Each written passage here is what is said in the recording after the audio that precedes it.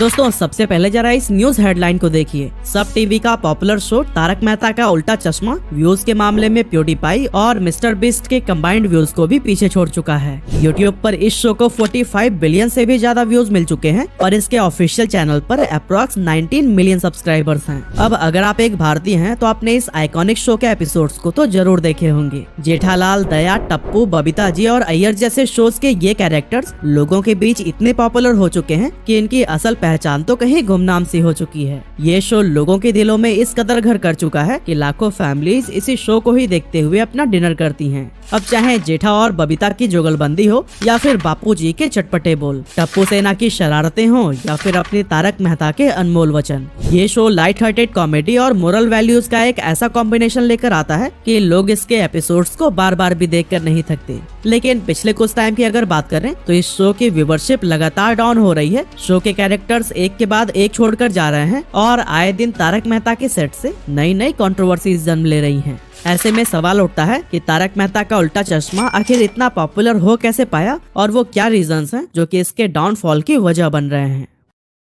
तो दोस्तों हमारी कहानी शुरू होती है 28 जुलाई 2008 से, क्योंकि इसी दिन ही सब टीवी पर तारक मेहता का पहला एपिसोड टेलीकास्ट किया गया था। ये वो दौर था जब टीवी पर एंटरटेनमेंट के नाम पर सास बहू के सीरियल्स ही आया करते थे जो कि साजिशों और बेमतलब के फैमिली ड्रामा से भरे हुए होते थे। क्योंकि सास भी कभी बहू थी और कसौटी जिंदगी की जैसे सीरियल्स ने घर की महिलाओं के मनोरंजन का जिम्मा उठाया था, तो वहीं पुरुष न्यूज और मूवीज में खुश थे और बच्चे तो कार्टून नेटवर्क और पोगो पर खोए हुए थे। हर समय रिमोट पर कंट्रोल हासिल करने की जद्दोजहद होती थी क्योंकि हर इंसान अपना फेवरेट शो देखना चाहता था। ऐसे में सब टीवी एक ऐसा शो लेकर आती है जो कि बच्चों से लेकर बूढ़े तक हर इंसान का फेवरेट बन गया। तारक मेहता का उल्टा चश्मा एक ऐसा शो बनकर उभरा जिसमें हर इंसान के एंटरटेनमेंट के लिए कुछ न कुछ तो जरूर था। एक तरफ जहां सास बहू के सीरियल्स में अमीर परिवार, आलीशान घर और हर तरफ चमक धमक दिखाई जाती थी, वहीं तारक मेहता ने लोगों को मिडिल क्लास परिवारों की झलक दिखाई। इसके हर एपिसोड की थीम मिडिल क्लास जिंदगी में आने वाली प्रॉब्लम से जुड़ी होती थी जो कि लोगों को ज्यादा रिलेटेबल नजर आता था।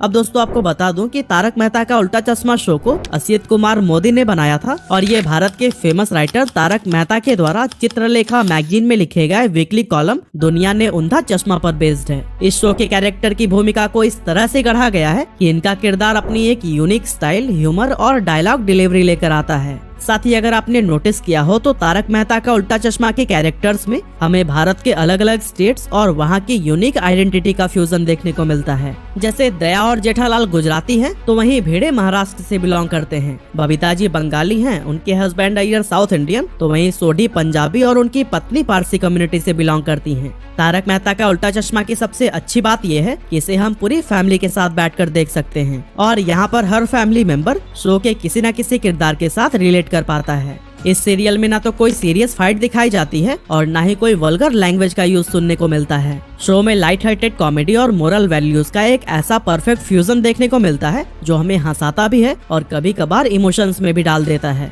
इस तरह के शो को सिचुएशनल कॉमेडी या सिटकॉम कहा जाता है और इंडियन टेलीविजन पर इस कैटेगरी में तारक मेहता का उल्टा चश्मा को कोई भी टक्कर नहीं दे पाया है। अब वैसे तो शो के प्रोड्यूसर्स इसके आइडिया को सबसे पहले स्टार प्लस और जी टीवी के पास लेकर गए थे, पर उन्होंने इसे रिजेक्ट कर दिया जो कि इन चैनल्स के लिए ऐतिहासिक गलती साबित हुई। बाद में सब टीवी ने ही इसको आगे बढ़ाया और पिछले 15 सालों से तारक मेहता के फैंस अपने फेवरेट शो को देखने के लिए इसी चैनल का ही रुख करते हैं। लोगों के बीच इस शो और इसके कैरेक्टर्स की पॉपुलैरिटी का अंदाजा आप इसी बात से लगा सकते हैं कि साल 2014 में जब प्राइम मिनिस्टर नरेंद्र मोदी ने अपने स्वच्छ भारत अभियान के लिए ब्रांड एम्बेसडर चुने तो फिर सचिन तेंदुलकर, विराट कोहली, अमिताभ बच्चन जैसे सितारों के बीच एक नाम तारक मेहता का उल्टा चश्मा की टीम का भी था। पेंडेमिक के बीच जब भारत के लोग घर की चार दीवारी में बंद थे तब तारक मेहता इतना ज्यादा देखा गया कि ये व्यूवरशिप के मामले में नंबर 1 शो बन गया। आपको जानकर हैरानी होगी कि इस शो को एक्सपेरिमेंटल बेसिस पर शुरू किया गया था और ओरिजिनली इसे सिर्फ 2 साल तक ही टेलीकास्ट करने का प्लान था, लेकिन आगे चलकर इस शो को इतना क्रेजी रिस्पांस मिला कि इसे बंद करने का तो सवाल ही नहीं उठता था। 6 नवंबर 2012 को इस शो ने अपने 1000 एपिसोड्स पूरे किए और आज ये 4000 एपिसोड्स के माइलस्टोन को भी टच करने के काफी करीब आ चुका है। वैसे असित कुमार मोदी ने तारक मेहता से पहले भी हम सब एक हैं, वाह वाह क्या बात है और सब खेलो सब जीतो जैसे टीवी शोज को भी प्रोड्यूस किया, लेकिन बहुत ज्यादा कामयाबी न मिलने के बाद भी उन्होंने सेल्फ कॉन्फिडेंस नहीं खोया और हिस्टोरिक टीवी शो बनाया। अब दोस्तों इस मैसिव पॉपुलैरिटी के बीच अगर आप YouTube पर मौजूद तारक मेहता शो के रीसेंट एपिसोड्स के कमेंट बॉक्स पर नजर डालेंगे तो फिर ये शो के नेगेटिव रिव्यूज से भरे पड़े हैं। कुछ लोग नए एपिसोड्स की जगह पुराने एपिसोड्स को ही फिर से दिखाने की नसीहत दे रहे हैं, तो फिर कुछ मेकर्स को शो बंद कर देने की गुजारिश कर रहे हैं। टीवी पर तारक मेहता की व्यूवरशिप लगातार गिर रही है और पहले लोगों के बीच इसके हर एपिसोड की जैसी हाइप हुआ करती थी वो पूरी तरह से गायब हो चुकी है। लेकिन अब सवाल उठता है कि आखिर अचानक से ऐसा क्या हो गया कि तारक मेहता का उल्टा चश्मा की पॉपुलैरिटी गिरती जा रही है और इसके डाई हार्ड फैन भी शो से किनारा करते नजर आ रहे हैं। तो दोस्तों इस आइकॉनिक शो के डाउनफॉल का मेन रीजन है इससे जुड़ी कंट्रोवर्सीज, जिनका नंबर दिन ब दिन बढ़ता जा रहा है। साल 2020 में नेहा मेहता, जो तारक मेहता की पत्नी अंजलि के रोल में दिखाई देती थी, उन्होंने अचानक से शो को छोड़ने का फैसला कर लिया। 2008 से ही शो का हिस्सा रही नेहा मेहता ने आरोप लगाया कि तारक मेहता के सेट पर डिसिप्लिन की कमी है और वहां उनके साथ अच्छा बिहेव नहीं किया जा रहा है। नेहा का कहना था कि उन्हें सेट्स पर बॉडी शेमिंग का सामना करना पड़ता है और उन्हें ऐसा फील कराया जाता है जैसे कि वो रोल के लिए गुड एनफ नहीं है।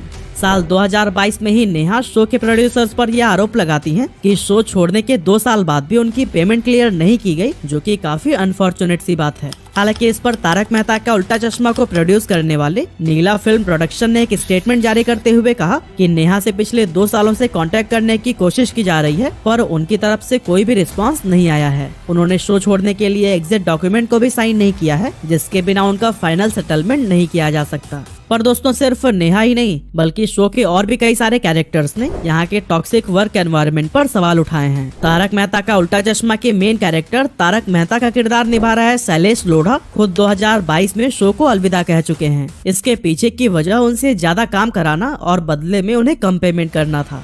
अब दोस्तों टॉक्सिक एनवायरनमेंट और अंडर पेमेंट तक तो ठीक था, पर शो के मेकर्स के खिलाफ हरासमेंट और सेक्सिज्म तक के आरोप लग चुके हैं। 2022 में रीता रिपोर्टर का किरदार निभाने वाली प्रिया आहूजा रजदा ने असित कुमार मोदी पर उनके खिलाफ गलत भाषा का इस्तेमाल करने और उनकी बात न मानने पर करियर को बर्बाद करने की धमकी देने का आरोप लगाया।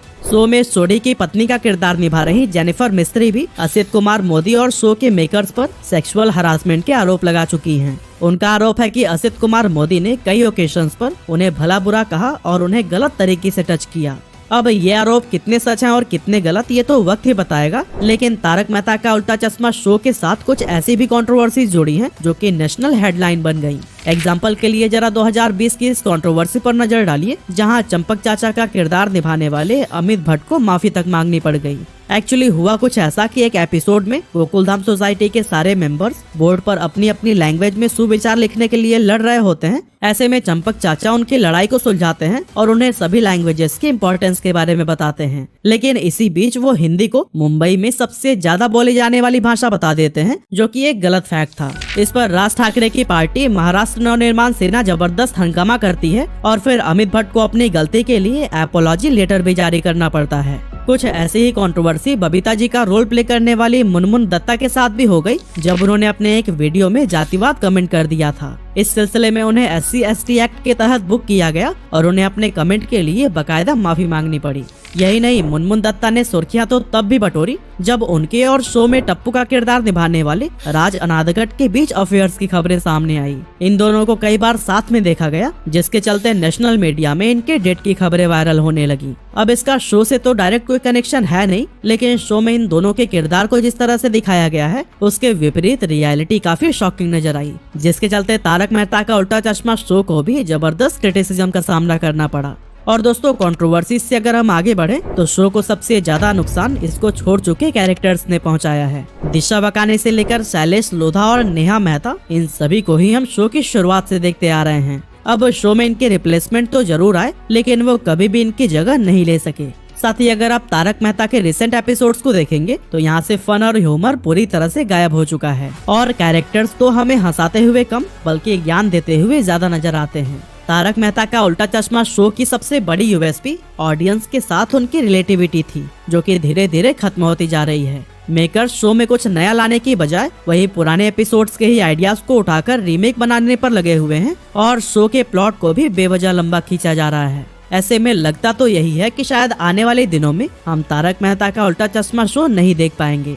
तो अब सवाल है कि क्या सच में इस शो को तब बंद कर देना चाहिए? अगर मैं अपना ओपिनियन रखूं तो शायद इसका जवाब हाँ होगा। पिछले 15 सालों में शो ने ऑडियंस के बीच जो लेगेसी छोड़ी है, इसको बेवजह एक्सटेंड करके उस लेगेसी को भी बर्बाद किया जा रहा है। वो कहते हैं ना, आप चाहे कितने भी अच्छे क्यों ना हो, एक न एक दिन आपके जाने का समय जरूर आता है।